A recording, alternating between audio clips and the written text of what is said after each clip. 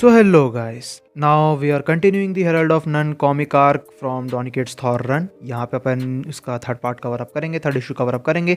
In case तुम्हें से किसी ने भी प्रीवियस पार्ट्स मिस कर दिए हो तो डिस्क्रिप्शन में तुमको प्लेलिस्ट का लिंक मिल जाएगा, check it out. We start off with Thor wielding म्योनिर. हमें नरेशन में सुनने को मिलता है कि किस तरीके से थॉर ने अपनी लाइफ में कई सारी वॉर्स लड़ी हैं. स्पेसिफिकली रिसेंटली जो लास्ट वॉर यानी कि वॉर ऑफ रियल्म्स हुआ था, जहाँ पर हमें देखने को मिलता है कि how he based war against an army of thousands. अकेले बिना सोए बिना खाए उसने जो है वॉर्स लड़ी हैं. And it truly shows us that how we know nothing about his character. क्योंकि यहाँ पे चीज़ ध्यान देने वाली ये है, थॉर के पास लॉन्जिविटी है, वो कई हज़ारों साल तक ज़िंदा रह सकता है बिना मरे, और वो कई हज़ारों साल से ज़िंदा है, जिसके वजह से ही ऐसी काफ़ी सारी स्टोरीज़ हैं थॉर की जो हमने अभी तक कभी देखी ही नहीं है. क्योंकि काफ़ी लंबा चौड़ा उसके लाइफ का टाइम स्पैन जो है हमें ऑफ कह सकते हो कि कॉमिक पैनल ही जाते हुए नज़र आ चुका है, जिसके वजह से अगर कोई वॉर 2 साल भी चलती है तो थॉर के लिए it's just like a blink of an eye. And that's why उसे टाइम का कोई आइडिया नहीं है. एंड इसी वजह से उसने कई सारी वॉर्स लड़ी हैं जिसके बारे में उसे खुद याद नहीं है. And we come back to Beta Ray Bill, जहाँ बीटा रे बिल कहता है थॉर से कि थॉर प्लीज़ मुझे ऐसा करने मत दो. नाउ हियर्स द थिंग, अगर तुम में से किसी को बीटा रेबिल के बारे में नहीं पता है तो Beta Ray Bill is a really popular character, is a really fan favourite character. जहाँ बीटा रेबिल एक डिफरेंट स्पीशीज से बिलोंग करता है, जिसे जब सबसे पहली बार इंट्रोड्यूस कराया गया था, then he was the first character to ever lift म्योनिर beside Thor. And it was a huge moment in comic book history, जिसकी वजह से थॉर फैंस को बीटा रेबिल बहुत पसंद है. मुझे तो बीटा रेबिल काफ़ी ज़्यादा पसंद है. एंड बीटा रेबिल और थॉर का जो रिलेशन है वो हमें काफ़ी कह सकते हो कि अच्छा देखने को मिला है. They are like brothers, they consider each other brothers. उन्होंने कई सारे वॉर्स का सामना एक साथ किया है. And that's why this is going to be huge here. जिसके बाद बीटा रेबिल थॉर पे अटैक करते हुए कहता है कि वो गैलेक्टस को थॉर को करप्ट करने नहीं देगा, वो थॉर को इस पागलपन से छुड़ा के रहेगा, वो गैलेक्टस से अपना बदला लेके रहेगा.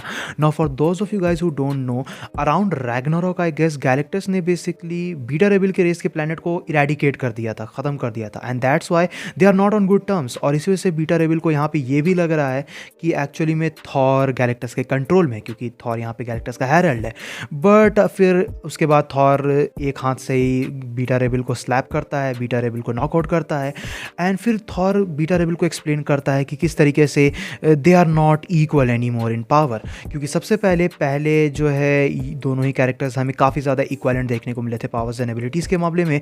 बट थॉर अब ऑल फादर बन चुका है, उसके पास थॉर फोर्स का एक्सेस मौजूद है, वो एक यूनिवर्सल बीइंग है. लेकिन इन सब के साथ साथ उसके पास अब पावर कॉस्मिक का एक्सेस भी आ चुका है, जो चीज़ ऑब्वियसली थॉर को यहाँ पे कह सकते हो कि बीटा रेबिल से कहीं ज़्यादा पावरफुल बना देती है. और थॉर कंटिन्यू करता है कहते हुए कि प्लीज़ यहाँ से चले जाओ, don't make me do this. But Beta Ray Bill कहता है कि मैं तब तक नहीं जाऊँगा जब तक मैं तुम्हें आज़ाद नहीं कर लूँ.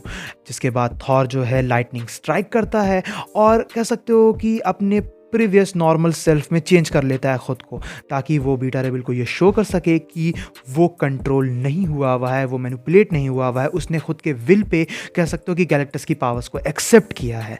ना इसके तुरंत ही बाद गैलेक्टस इमीडिएटली थॉर पे अटैक कर देता है कहते हुए, तुम्हें लगता है तुम मुझसे सुपीरियर हो, मैंने तुम्हें अपनी पावर दी, मैंने तुम्हें इस काबिल बनाया है यहाँ पे. जहाँ पे थॉर कहता है नहीं, तुमने मुझे अपनी पावर नहीं दी, मैंने तुम्हारी पावर को लिया है, मैंने तुम्हारी पावर को एक्सेप्ट किया और तुमने मुझसे कुछ भी नहीं लिया है.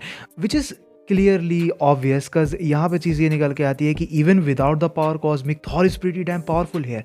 ही is the all father now and he has the access to Thor force which does make him really really powerful.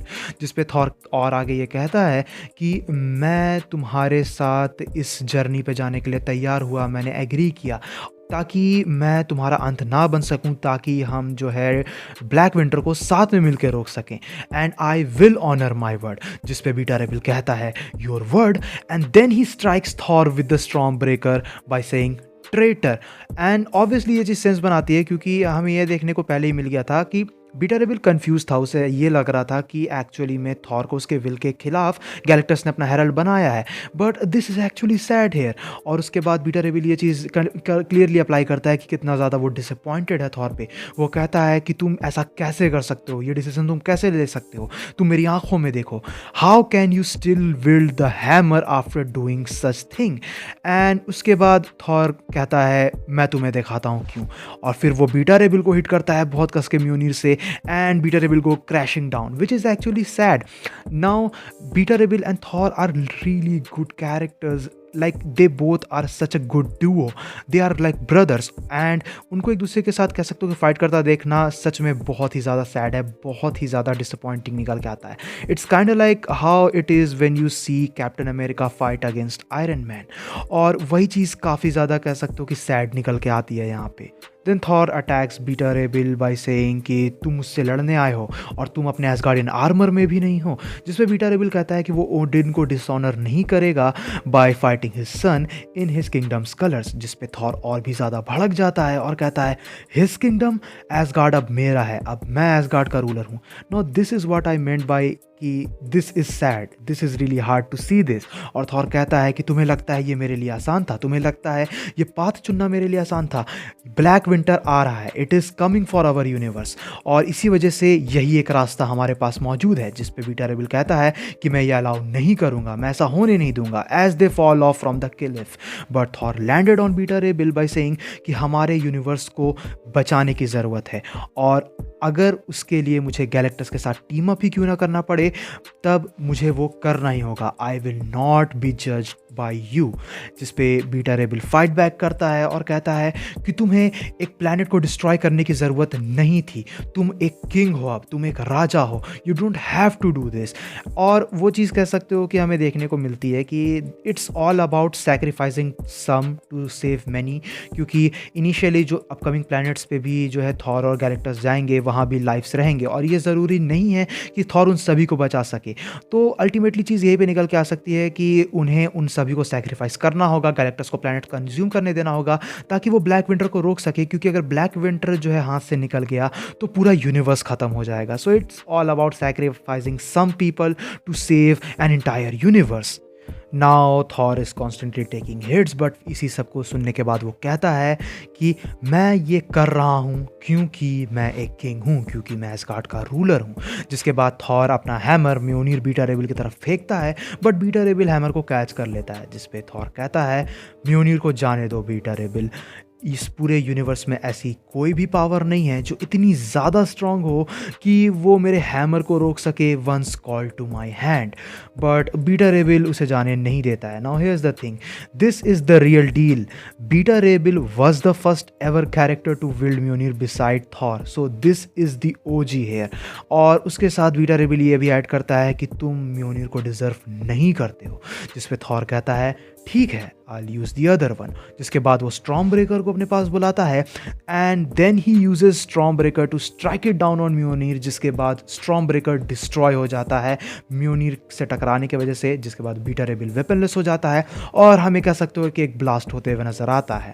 जिसके बाद हमें देखने को मिलता है कि बीटा रे बिल ढेर हो चुका है, और थॉर म्योनिर को अपने पास वापस बुलाता है और कहता है मैंने तुम्हें वार्न किया था, अब तुम्हें यकीन हो गया, पीछे हट जाओ भाई.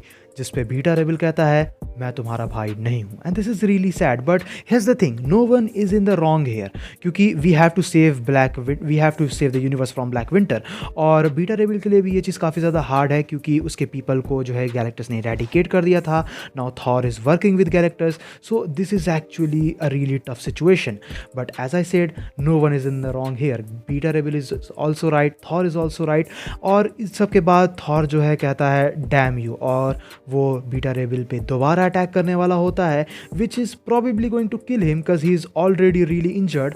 बट तभी बाइफ्रॉस्ट ब्रिज ओपन होता है और हमें देखने को मिलती है कि सिर्फ वहाँ पहुँच चुकी है to save beta Ray bill with her sword, और वो कहती है कि अगर तुम्हें इसे मारना है तो तुम्हें मुझसे होके गुजरना होगा. And that right there is the end of the third issue. Now अपन यहाँ पे हाफ वे डन हो चुके हैं herald of the nun story arc के साथ, जिसके बाद मेरे ख्याल से मुझे 3 और 4 वीडियोस और लगेंगी प्रॉबेबली इसके इंटायरिटी को कवर करने के लिए, जिसके बाद अपन दूसरे आर्क्स पे भी शिफ्ट करेंगे, because we have to cover the entirety of Donny Cates Thor run. But या अगर तुम्हें सो फार ये स्टोरी लाइन पसंद आ रही है, तुम्हें ये वीडियो पसंद आए तो वीडियो को थम्स अप देना, दोस्तों के साथ शेयर करना, चैनल पे न हो तो do subscribe, and I will see you guys in the next one. Till then bye, stay tuned, stay awesome.